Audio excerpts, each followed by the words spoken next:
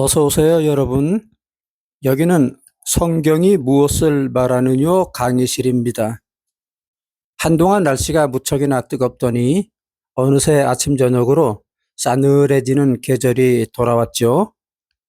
이곳의 강의 과목은 예수님이 하신 말씀을 직접 따온 것으로 곧 귀 있는 자는 들을지어다입니다.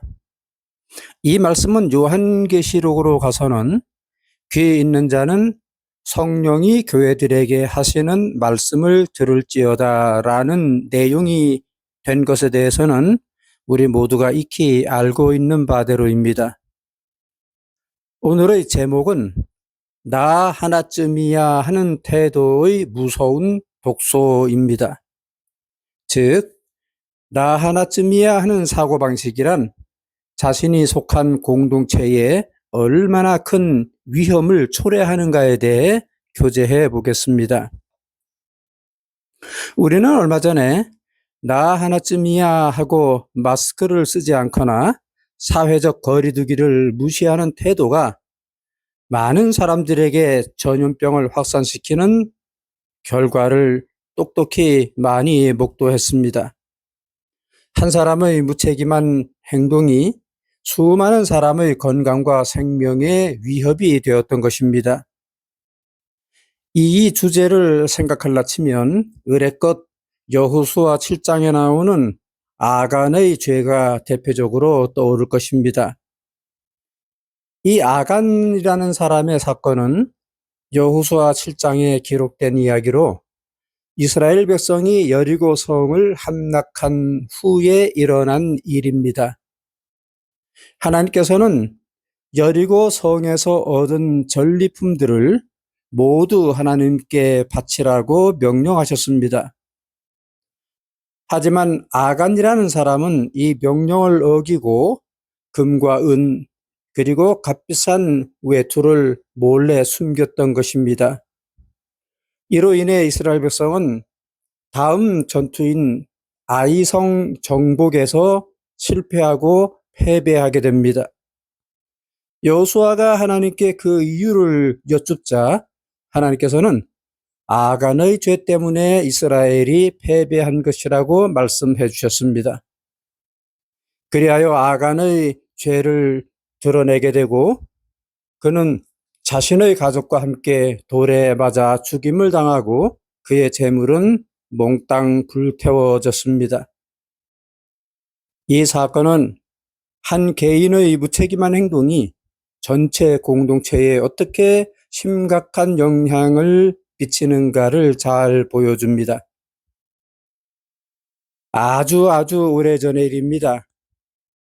설교자가 경기도 진저읍 오남리라는 곳에서 16가정이 모여 공동체 교회를 이루던 때의 이야기입니다. 사실 지금 그 당시 무슨 문제로 그러한 상황이 일어났던가에 대해서는 간감하지만 다음의 내용만큼은 선명합니다. 한 가정이 교회에서 무리를 일으키게 되어 교회 측은 한 달 동안 예배 출석을 금지시켰습니다.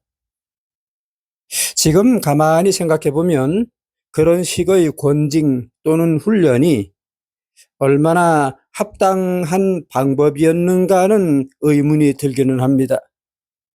아무튼 그 가정은 한 달 동안 다른 교회들을 둘러가며 예배를 드렸고 한 달이 차게 되어 다시 복귀하게 되었습니다. 그러한 기간에 5살짜리 아들이 예전 같지 않은 상황 때문에 부모에게 이렇게 물어보았다고 합니다. 아빠, 왜 우리 교회에 안 가고 다른 교회에 가요? 아이의 물음에 입장이 좀 난처해진지라 애둘러 대답하기를 응, 우리 교회는 다른 교회들과 좀 다르잖아. 그래서 교회가 우리 가정에게 숙제를 줘서 다른 교회들은 예배를 어떻게 드리는가 살펴보고 오라고 했어. 라고 했다고 합니다. 사실 좀 더 솔직하게 이야기해 주었다면 아이의 신앙교육에 좀 더 유익하지 않았을까 하는 마음이 들기도 하지만 아무튼 당시로서는 교회의 징계를 받았다고 사실대로 말하기가 좀 부끄러웠던가 봅니다. 지금 무슨 이야기를 하려고 이런 실례를 드는 것입니까? 그 가정이 교회의 권징 앞에서 혹 자존심이 상하여 오늘날 교회들 속에서 유행하듯이 옛다 뭐 교회가 여기뿐이더냐 하면서 발끈하여 아예 교회를 옮겨버릴 수도 있었지만 교회의 질서를 준수하는 일이 사활적으로 중요하다는 사실 앞에서 겸손히 잘 받아냈던 것입니다. 그들 가정이 실제로 그렇게 하여 기왕에 제정되어 있는 교회의 질서를 소중히 받들었음에 따라 결과적으로 자기의 신앙의 모태인 교회의 표지 유지에 기여한 것이었습니다. 세상에는 나름 여러 질서들이 있듯이 교회 역시 고유의 질서가 있습니다. 성도들이 이 질서를 잘 받들어 나가면 나가는 만큼 비례적으로 교회의 모습이 예수 그리스도의 품위에 선명해질 것은 자명하지 않겠습니까? 하지만 교회의 질서를 잘 받들어 나가기란 필히 새 사람으로, 새 생명으로 거듭난 사람, 중생한 사람이 아니면 사실 불가능한 법이긴 합니다. 성도는 공히 다음과 같은 사실 앞에서 명확해야 합니다. 교회의 질서가 엄연함에도 불구하고 나 하나쯤이야 하는 예외주의, 그러한 셀프 치외법권 심리에 고집스러울 경우 조금 전에 코로나19의 상황에서 자기 격리를 무시하고 드나들며 따라 병원 전체의 기능을 마비시켜버렸다고 했듯이 결국 교회를 부패시키는 누룩으로 전락하기 십상임을 주의해야 합니다. 이는 다시 한번 강조하지만 성도란 더 이상 나라고 하는 개인으로 존재하지 아니함이 법이기 때문입니다. 여기서 법이란 정확히 존재, 사실, 실존의 의미입니다. 성도가 예수 그리스도의 몸된 교회에 가입하는 사안에 대해 세상에서 이런저런 조직에 들어갈 때에 무슨 가입 원서를 쓰는 연장선상에서 생각하는 경향은 매우 무서운 오류라고 했습니다. 절대로 그런 식이어서는 안 되는 것입니다.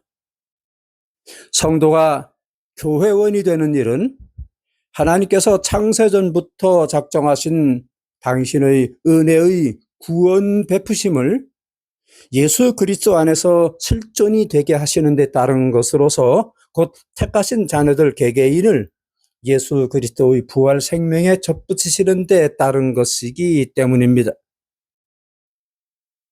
오늘날 한국교회를 필두로 세계 전역의 교회에 아주 무서운 왜곡이 길게 드리워져 있는데 곧 사람들이 복음과 믿음의 의미를 오해하는 현상입니다.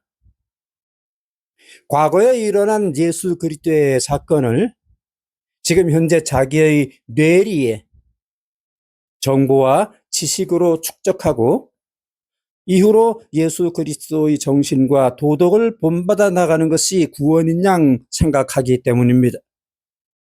아닙니다. 결코 그런 것이 아니다 하는 말입니다.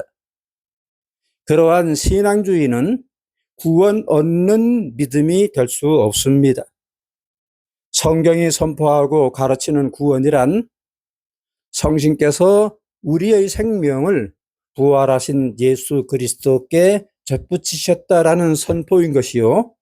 그에 대한 사람 편에서의 전폭적인 믿음과 신뢰와 의탁과 충성을 가리키는 것입니다. 자신의 믿음이 그러한 의미이자 성격인 것이 확실한 사람으로서는 필경 과거와 미래를 현재의 시간과 장소에 융합시켜 예수 그리스도의 부활 생명의 지상적 임재 방식에 자리매김시켜 주시는 성령의 인도와 역사에 성립되어 있는 데 대한 증거가 되는 것입니다. 그래서 성령에 대해서는 구속을 인치시는 분이시고 구원의 보증의 영이시라고 이해하는 것이 필수라고 했습니다. 네, 고린도후서 1장 22절 한 구절을 직접 보면 이렇습니다. 저가 또한 우리에게 인치시고 보증으로 성령을 우리 마음에 주셨느니라. 정확히 그러한 의미로 바울은 골로새 교회의 성도들에게 곧 그리스도 안에서 신실한 형제들이므로 성령의 인도와 역사로 말미암는 거듭난 새 생명의 교통에 성립된 자들이라고 보아 이렇게 말했습니다.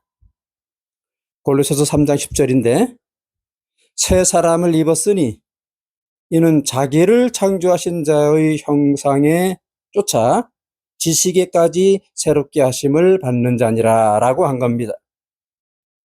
지금 분명히 지식에까지 새롭게 하심을 받는 자라고 했듯이 거듭나기 전과는 사고방식과 행동 양식이 180도로 바뀐 사실이 현저하고 뚜렷하고 선명한 데서 성도에게서의 참된 믿음, 곧 신앙적 삶의 당위적 발현이랄까, 표천이랄까, 구현이랄까, 그렇게 자신의 믿음이 자기라고 하는 전인을 진리 체계에 일치시켜 나가는 모습이 선명한 것입니다. 즉, 새롭게 된 지식의 총체에 정확해지게 되는 법인데 곧 하나님께서 자기를 세상에서 구출하여 죄로부터 구원하여 지금처럼 새로운 질서의 세계인 그리스도의 아들의 나라로 옮기셨다는 데 대한 결코 흔들리지 않는 확신인 것입니다. 자, 이제 정리해 보겠습니다. 이상 살펴보았듯이 성도의 신앙 활동이란 교회 생활, 즉 다른 성도들과 상호 의존되어 있는 관계를 토대로 전개되는 것이므로 그러한 성도로서 나 하나쯤이야 하는 생각을 한다는 것은 매우 잘못된 태도라는 것을 명심하고 범사에 조심해 나가야겠습니다. 이제 마치겠습니다, 여러분.